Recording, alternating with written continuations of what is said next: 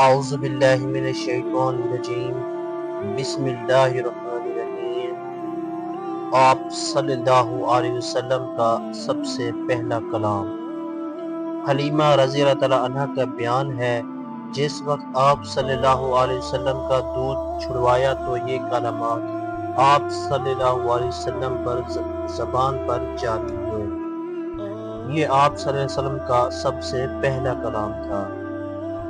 آپ صلی اللہ علیہ وسلم کا نشر و نما دوسرے بچوں سے اچھا تھا۔ 2 سال ہی میں اچھے بڑے معلوم ہونے لگے تھے۔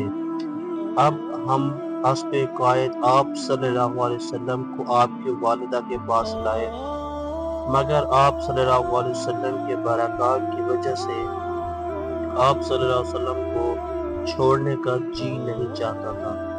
اتفاقیہ اس سال مکہ میں طاعون پھیل رہا تھا۔ ہم وبا کا بہانہ کر کے پھر آپ صلی اللہ علیہ وسلم کے ساتھ واپس لے آئے۔ آپ صلی اللہ علیہ وسلم ہمارے پاس رہے، باہر نکلتے اور لڑکوں کو کھیلتے ہوئے دیکھتے، مگر خود علیحدہ رہتے تھے۔ ایک روز مجھ سے فرمانے لگے، میرے دوسرے بھائی دن بھر نظر نہیں آتے، وہ کہاں رہتے ہیں؟ میں نے کہا بکریاں چرانے جاتے ہیں۔ آپ صلی اللہ علیہ وسلم نے فرمایا، مجھے ان کے ساتھ بھیجا کرو، اور اس کے بعد اپنے رضاعی بھائی عبداللہ کے ساتھ جایا کرتے تھے۔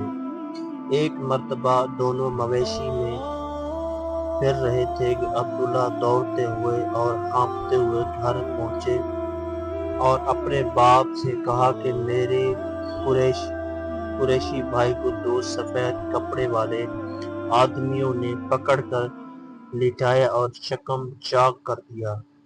میں ان کو اسی حالت میں چھوڑ کر آیا ہوں۔ ہم دونوں گھبرائے ہوئے جنگل کو دوڑے، دیکھا کہ آپ صلی اللہ علیہ وسلم بیٹھے ہیں، مگر رنگ خوف سے متغیر ہے۔ میں نے پوچھا بیٹا کیا بات ہے؟ فرمایا 2 شخص سفید کپڑے پہنے ہوئے اور پیٹھ چاک کر کے اس میں سے کچھ ڈھونڈ کر نکالا، معلوم نہیں کیا تھا۔ آپ صلی اللہ علیہ وسلم کو گھر لائے۔ اس کے بعد میں آپ صلی اللہ علیہ وسلم کو ایک کاہن کے پاس لے گئے۔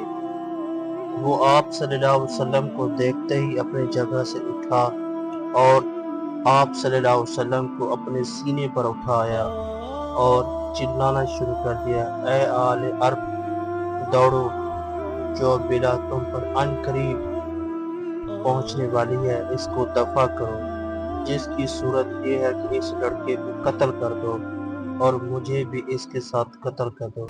اگر تم نے اسے چھوڑ دیا تو یاد رکھو تمہارے دین کو مٹا دے گا اور ایسے مذہب کی طرف تمہیں دعوت دے گا کہ جو تم نے اب تک کبھی نہیں سنا۔ حلیمہ رضی اللہ تعالیٰ عنہ یہ سن کر چلملا اٹھی اور آپ صلی اللہ علیہ وسلم کو بدبخت کے ہاتھوں سے کھینچ لیا اور کہا کہ تو دیوانہ ہو گیا ہے، تجھے خود اپنے دماغ کا علاج کرانا چاہیے۔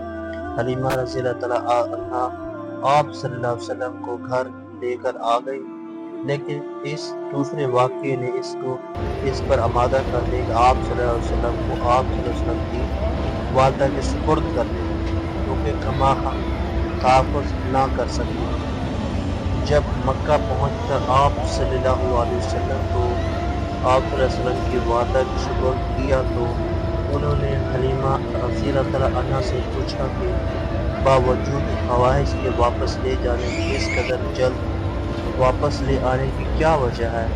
اصرار کے بعد حلیمہ رضی اللہ تعالیٰ عنہ کو تمام واقعہ عرض کرنا پڑا۔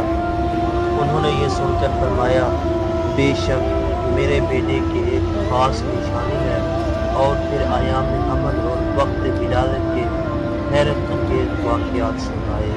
آمین، سب آمین۔